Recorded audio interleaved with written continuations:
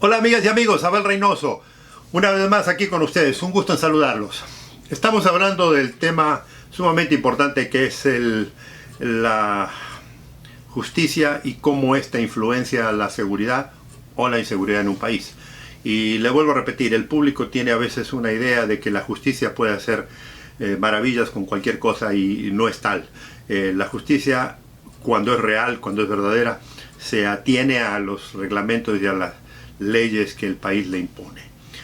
Por lo tanto, un buen sistema judicial nunca inventa, nunca manipula, nunca hace nada. Eso sería lo ideal, ¿verdad? En vida real, desafortunadamente, eso no es así. Lo que sucede muchas veces es que tenemos sistemas judiciales que no son tan honorables y tan buenos como se los intenta hacer. ¿Por qué? Porque a veces tenemos situaciones, le vuelvo a repetir, ya vamos a dejar de lado la policía, el trabajo de investigación policial, en una policía que es mala o corrupta, que de por sí la justicia no puede hacer mucho con ese elemento, pero ya vamos a enfocarnos un poco ahora en una justicia negativa.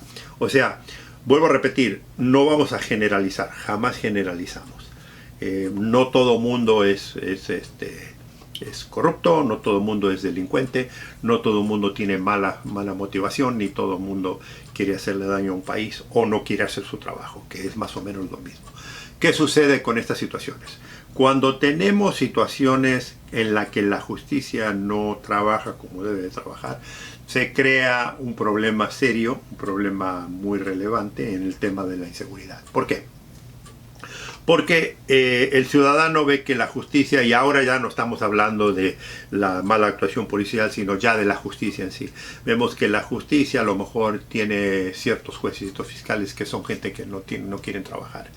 Gente que es haragana, gente que es manipuladora, gente que incluso, porque este es el problema que a veces tenemos en el tema de lo legal, interpreta la ley en una forma que nunca fue diseñada para eso. O sea, uno de los problemas que tenemos con la ley es la interpretación de la ley. Tenemos, por ejemplo, ciertos individuos, ciertos abogados y ciertos fiscales y ciertos jueces que les gusta interpretar la ley más allá de lo que la ley estima. Y entonces, por eso muchas veces usted ve que la ley no es exactamente blanco y negro. Hay una zona media nebulosa, y la razón que esto ocurre es para tener un poco de flexibilidad dentro de la una interpretación. Lo que sucede es que muchos de estos individuos, sobre todo los que son un poco más nefastos, que les interesa, y ya vamos a hablar de eso, que no les interesa tanto el sistema legal o ser, digamos, éticos y particularmente de baja moral, poca moralidad,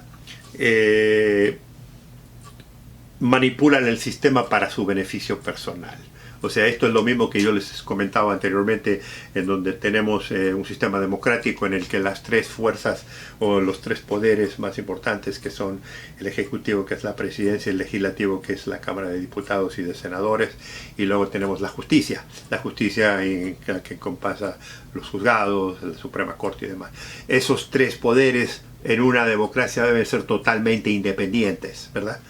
Y la razón de que hablamos de la democracia y la independencia de los tres poderes es porque es muy importante, porque cada uno de ellos, para que opere y sirva de verdaderamente, debe ser independiente y opuesto a todo, porque cada uno de ellos se complementa y se apoya, pero también se mantiene en el control de que sabe que cada uno de ellos controla uno al otro y el otro al otro. O sea, es rotativo, ¿verdad? El presidente no puede hacer lo que se le da la gana.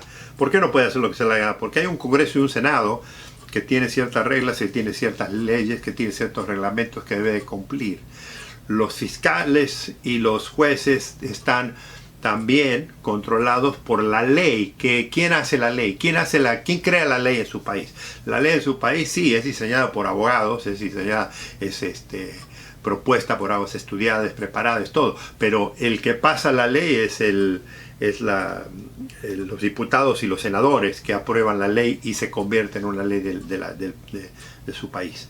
Y entonces a veces tenemos influencia, tenemos la política, que es generalmente el Poder Ejecutivo y el Congreso y el Senado, que quieren manipular el sistema judicial.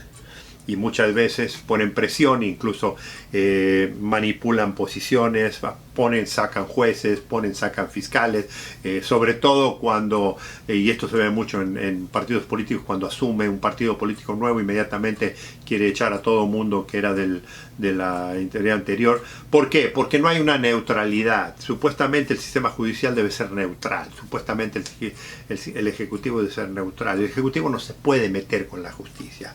O sea, hay unos reglamentos, hay leyes que explican específicamente que la justicia es independiente, pero usted y yo sabemos que muchas veces se hacen los famosos llamados telefónicos, se hacen las presiones, o sea, mucho de lo que no sale en los medios informativos se cuece y se maneja por abajo de la mesa, y por abajo de la mesa el poder es muy fuerte. Le digo, tenemos gente en nuestros países, líderes políticos en Latinoamérica, que se ríen de la Constitución, que no les interesa la Constitución. Es más, muchos han intentado cambiar la Constitución, muchos quieren manipular la justicia, muchos quieren adherir o quitar jueces, hacer cosas ilegales, y como en nuestros países los políticos que asumen liderazgos, posiciones de líder, son tan poderosos, son casi, digamos, tan poderosos que tienen el control general, y ellos creen que la ley no le aplica a ellos.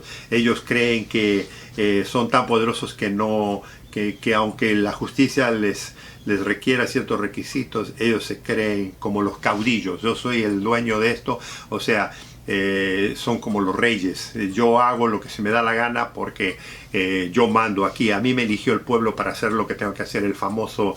O peor, hay unos que todavía se osan en decir que están en la posición por la gracia de Dios.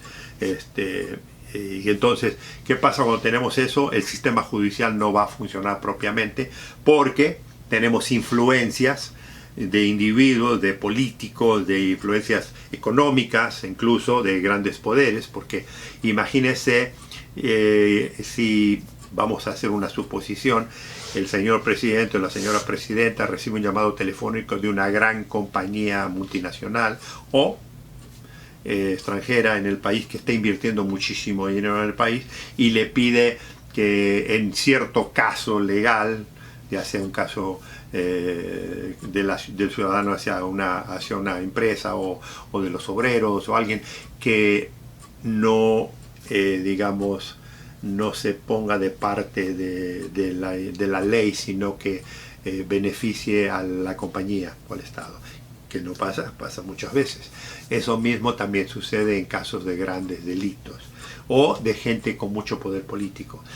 Por ejemplo, usted lo ve esto manipulándose muchas veces en el medio judicial.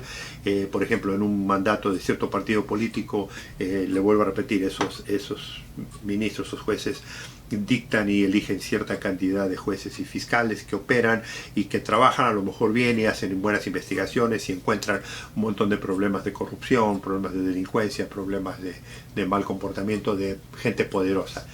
¿Qué sucede cuando ese partido político o ese grupo sale de la presidencia porque pierden las elecciones y entra un nuevo equipo?